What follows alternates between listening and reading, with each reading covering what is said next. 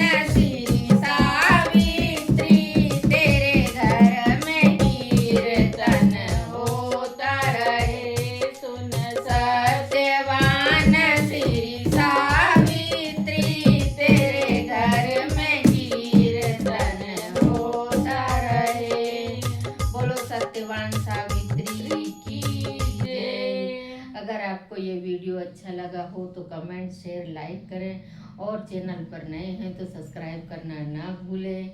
बोल बांके बिहारी लाल की जय।